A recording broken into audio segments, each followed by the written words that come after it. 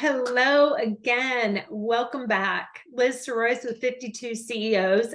And the strategy that I'm going to talk to you today about is visualization.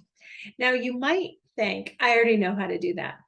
You might, but I want to give you a few tips on how to do it, maybe a little more efficiently, etc.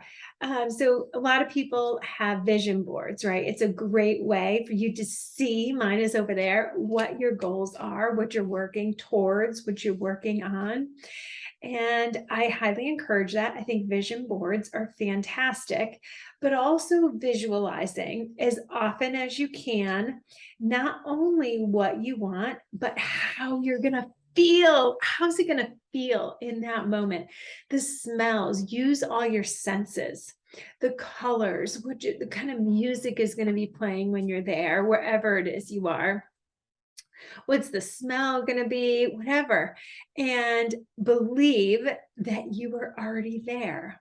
It was like when you were a kid, right? You used to have a great imagination, most children do, and they could picture themselves somewhere. I found this really hard to do for a long time until I decided I was going to test it out.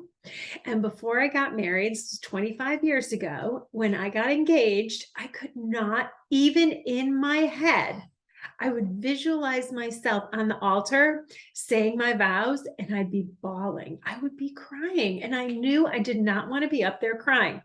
And so what I started doing was trying to visualize myself up there. And it took me a while. I'm going to be completely honest with you. When I first started, I would not go very far and I was already bawling. And I kept telling myself, no, I do not want this to go that way. So I don't want to practice it that way. And so I would just in my head, not even saying the words out loud, but just in my head, I would try to picture myself up there and try to go as far as I could with the way I wanted it to go. But as soon as my floodgates opened, I would just stop and I would not go further. I would say, no, that is not how I want it to go. Then eventually I was able to visualize without saying any words. Just in my head, I could picture myself up there saying my vows. Then I went to speaking them, and I could not do it for very long. Looking in the mirror, I would automatically start to cry. And so I just didn't do it in front of the mirror. I would just do it when I was driving. And I would start saying the words. And again, I did not get very far in the beginning. I had to add on slowly and really just put myself in that place and start saying the words. And I would stop as soon as my floodgates would open, and I'd try again the next day. And eventually I worked my way up to doing it in a mirror. And it was unbelievable because the day of my wedding, I wasn't a complete hot mess up there at the altar. And I was able to keep it together and say my vows. My voice did crack, but I wasn't bawling, which was such an improvement from 6 months before when I couldn't even think about it without crying. But I kept putting myself in that place and visualizing myself saying my vows slowly. Like I said, I did not keep practicing. If I found myself in a place that I did not like, I would stop and refocus on something else and go back to it again, and only do it up to the point that I was happy with the way it was going. And so maybe you can relate to something that you want to achieve, and you can keep seeing yourself in it. If there's something that is off, if you see yourself at a beach house and all of a sudden you see yourself getting bit by a shark, you stop that. Don't keep going down that visualizing road. You don't want that to happen, right? You don't want to attract that. So you're only visualizing and feeling. And that's what else I did. I felt it and I believed I could do it, right? That's all a part of it. And so again, really, really, really quick. So now we have 9, right? And so we start off with the gratitude. You pray or meditate, believe that you can achieve whatever it is, the next one that you want to attract. Feel the emotions. Be generous with yourself and others, with your patience, with your kindness, with your thought, all of that. So super important. Keep that on repeat. Write those things down. I did write as one of my goals to say my vows without crying through them. And then finally visualization. And so that's right now, you're already on step 9. Can you imagine 9 strategies that we have been able to implement? And of course, like I mentioned before, the vision board, so wonderful.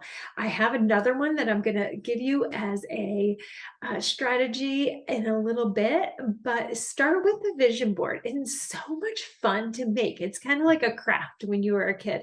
And so, yes, men, you too, maybe words are your things, or maybe you're trying to get a really buff body, and maybe you can put that up on there, or a vacation spot, or the woman of your dreams, just keep her face blank. And, or if you already know what she looks like, you can put her up there if that's who you really want to attract.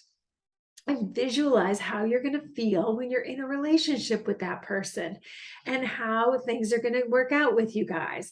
But do it slowly. As soon as it doesn't go the way you plan in your visualization, stop. Don't keep going down that road if you guys are fighting or anything like that.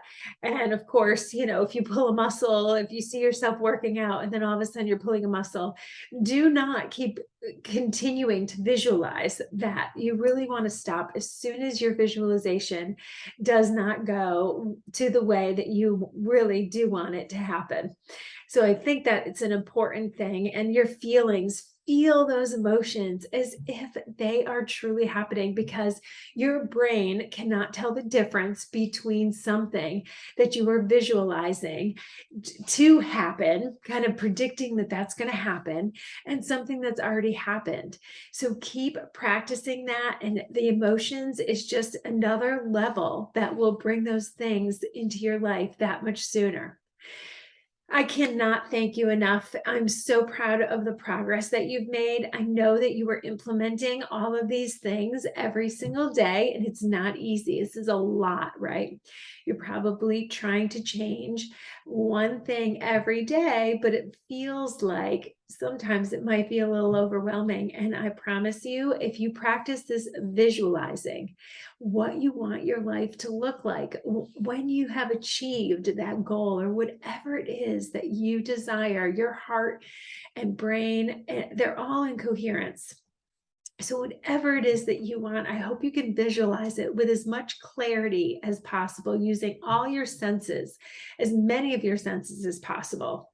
It will help close that gap, which is exactly what we want to do, right? We want to shorten that time span, and we want those things that you so deeply know that you deserve and are worthy of to come into your life in as short a period of time as possible. Thank you so much for watching. I so appreciate it. And this is Liz Sorois with 52 CEOs, and I will see you at the next strategy episode. Thank you.